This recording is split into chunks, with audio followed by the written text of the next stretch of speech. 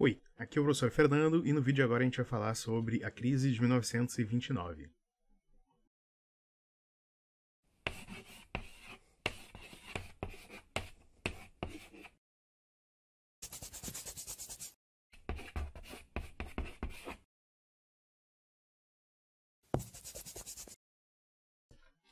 Bom, a crise de 1929 ela vai ser a maior crise que vocês vão encontrar na história da economia americana, até o presente momento, né?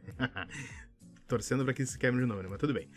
Na verdade, essa crise ela foi um referencial para todas as futuras crises do sistema capitalista, que foi a mais marcante que a gente vai encontrar em toda a história americana.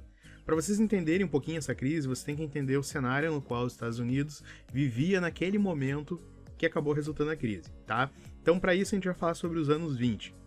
Como é que ficou o esquema dos anos 20? Antes de chegar a 29, os Estados Unidos ele saiu da Primeira Guerra Mundial como um grande credor.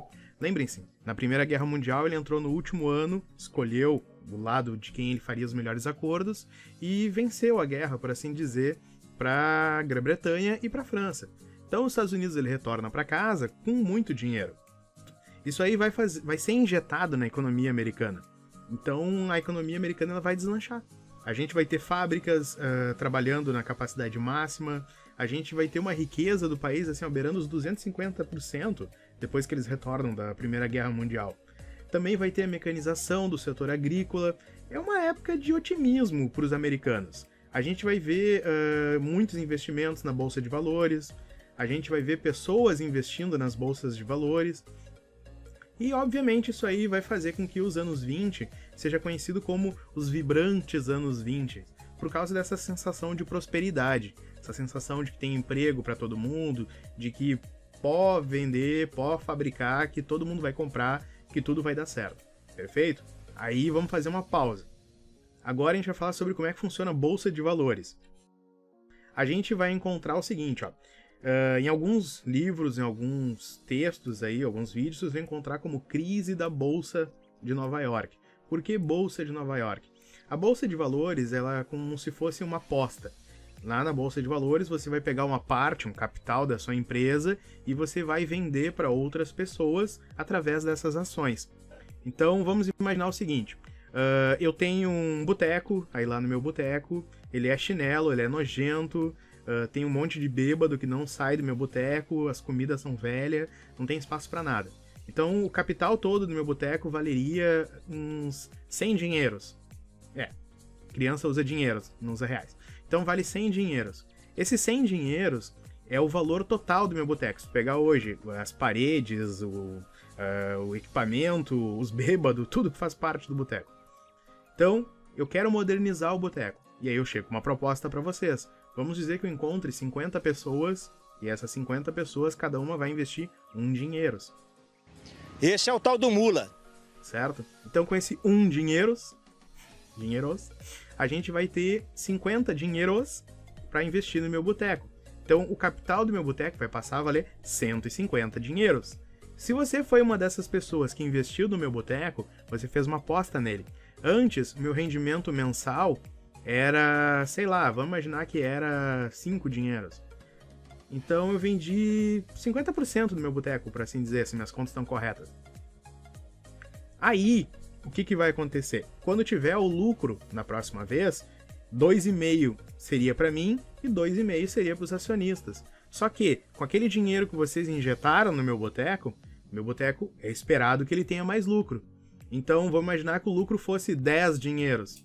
5 dinheiros para mim, 5 dinheiros para vocês. Sacaram? E aí vem aquela perguntinha idiota, né? O que vale mais? Né? 1% do McDonald's ou 1% do X da Tia Zefa? Difícil dizer, né? Não. Tá?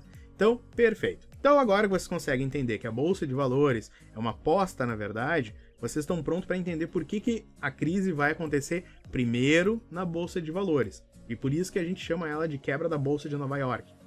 Voltando para 1920, 1920 é o ano das maravilhas, é o ano que estão apresentando tudo para comprar, os jornais estão começando a fazer anúncios em massa, você vai ter o seu incrível refrigerador, o negócio parecia um armário, você pode comprar uma incrível máquina de escrever, Era o computador da época, sem acesso à internet, é claro. Você podia comprar todas essas coisas. Aí, as empresas começaram a produzir o máximo que elas poderiam, certo? Só que vai chegar um ponto em que quem tinha, já possuía, ou tinha capacidade de adquirir aquele produto, já adquiriu. Então a gente vai ter muita oferta de produto e pouca demanda de produto. Por isso que também tem gente que chama de crise de superprodução de 1929. Neste momento, o dono da fábrica ele tem um dilema. Ele não pode continuar pagando o funcionário para mandar novos produtos para a prateleira e não pode pedir para o funcionário diminuir a produção dele. Ah, cara, não, né, faz meio carro por dia. A Ford, para você ter uma ideia, na época, ela fazia um modelo T por dia. É muito carro para pouco americano para comprar. Aí isso vai fazer com que o valor, óbvio, né, da mercadoria caia abruptamente. Aí já dá uma ideia de que o proprietário vai receber menos por aquela mercadoria que ele está vendendo. E aí começa a desgraça. Como é que eles fazem para tentar prolongar a crise ou para tentar fugir da crise o máximo possível? Demitindo funcionário, certo? Nessa época, vocês vão ver daqui a pouquinho que o próprio seguro-desemprego ele é uma das saídas criadas para conter a crise. Mas nessa época não tinha seguro-desemprego. Então, vamos imaginar que eu trabalho no sorvete ali da sua rua ali. Então, eu vou ser demitido do sorvete. Eu não tenho dinheiro para comprar agora outras mercadorias que eu recebia com um salário, que era pago, né, através do dinheiro que vocês compravam sorvete. Então eu já não tenho mais dinheiro para gastar no supermercado. Logo, o supermercado também vai sentir esse reflexo, a bola de neve que vai se tornar crise. Logo, ele também vai ter que começar a demitir funcionários. Então isso aí é uma coisa que aconteceu numa escala nacional. Correto? Isso vai gerar a falência de muitas empresas. Para vocês terem uma ideia, vai ser tão complicado o negócio que a gente vai ter ali só 40% das indústrias americanas que vão acabar sobrevivendo a essa crise, certo? Todo mundo vai acabar sendo afetado. E, de novo, aonde a gente enxerga isso aí é justamente na Bolsa de Valores. Então, os acionistas ali, o pessoal que é os matemáticos, né? Aquela galera louca lá que consegue entender, prever como é que é o padrão de comportamento de mercado. Eles tinham até o dia 24 de outubro de 1929 para reverter o quadro. Até aquela data, ninguém conseguiu reverter o quadro, ninguém via esperança de memória. Então, dia 24 de outubro é o dia que quebrou. É o dia que pegou e a galera ficou pobre da noite pro dia. Então, era comum ver ali donos de empresa tentando se livrar antes disso das suas empresas o mais rápido possível. Né? Vamos imaginar que eu sei que o meu boteco não vai dar dinheiro. Então eu pego e encontro, sei lá, 50 otários para dividir o valor do meu boteco e aí vendo por qualquer coisa no meu boteco e passo o problema adiante. A partir de agora não sou dono mais do meu boteco, peguei aquele dinheiro que eu poderia ter e aí tchau para vocês, né? Fica com quem tiver que afundar com o boteco ali. Eu pelo menos vendi ele pelo melhor preço possível. Só que também, de novo, imagine que isso está acontecendo em escala nacional. Então o país inteiro estava fazendo isso aí. Tinha gente pedindo empréstimo no banco para comprar as empresas porque não estava entendendo como é que funcionava o negócio. Tinha gente que não estava pagando seus empréstimos no banco porque se ferrou em esquemas como esse ou não foi mais empregado. Aí é falência. Esse ciclo vicioso vai fazer com que a crise se alastre completamente pelos Estados Unidos e o mundo inteiro vai sentir de tabelinha essa crise. A gente vai ver nos seguintes temas, assim, de sala de aula, o reflexo dessa crise. No Brasil, em 1929, a gente vai ter ali a troca de governo, certo? Vai ter um esqueminha ali entre São Paulo e Minas Gerais. São Paulo exportava café para os Estados Unidos. Naquele ano, São Paulo chegou faceiro querendo vender café e os Estados Unidos disse, não, cara, não tenho dinheiro. E a gente vai ver também um reflexo disso aí lá na Europa. Como assim? Na Europa, a gente vai ver que está tendo ascensão do nazismo, do fascismo, de todos esses regimes totalitários que estavam acontecendo na época. Tá, mas o que tem a ver isso aí? O que tem a ver é que as economias desses países estavam bem arrasadas.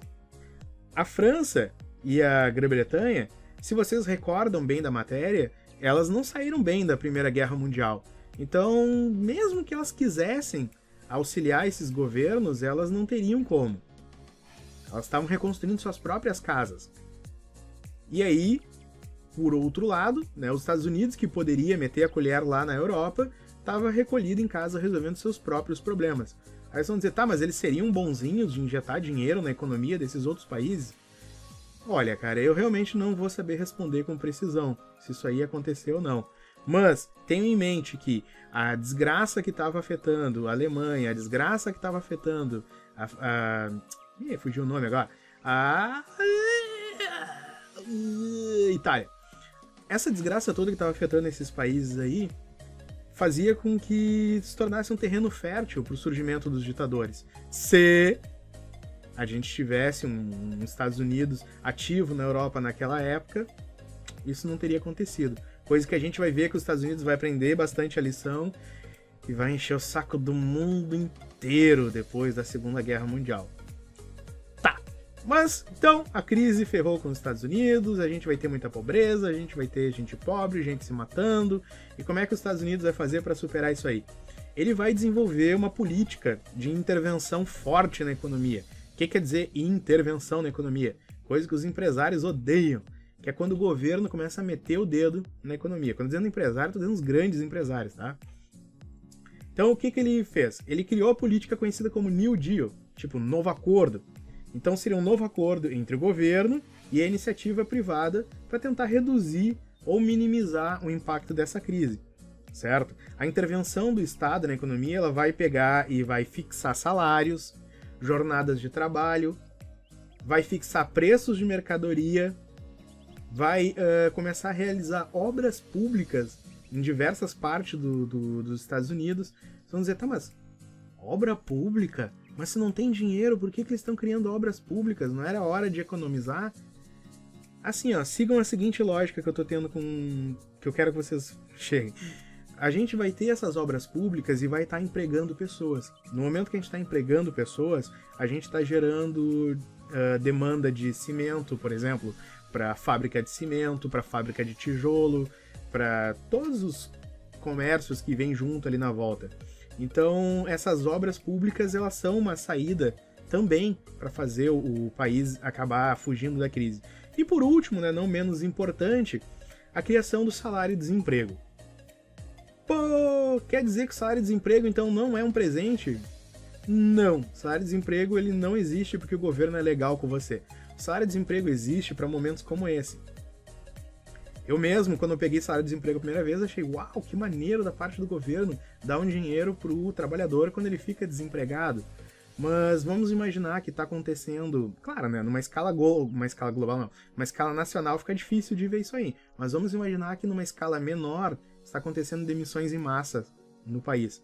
Tipo agora, então vai ter muita gente pegando esse seguro-desemprego, vai ter muita empresa se livrando dos seus funcionários para pegar esse seguro-desemprego, e esse seguro-desemprego que esse pessoal está pegando, ele é um dinheiro que, na verdade, não é totalmente dado pelo governo. Também faz parte lá do que o próprio trabalhador economizou ao longo do tempo. Quer dizer, o trabalhador economizou nada, né? O governo pegou do trabalhador ao longo do tempo que ele estava trabalhando e fez aquelas poupanças forçadas.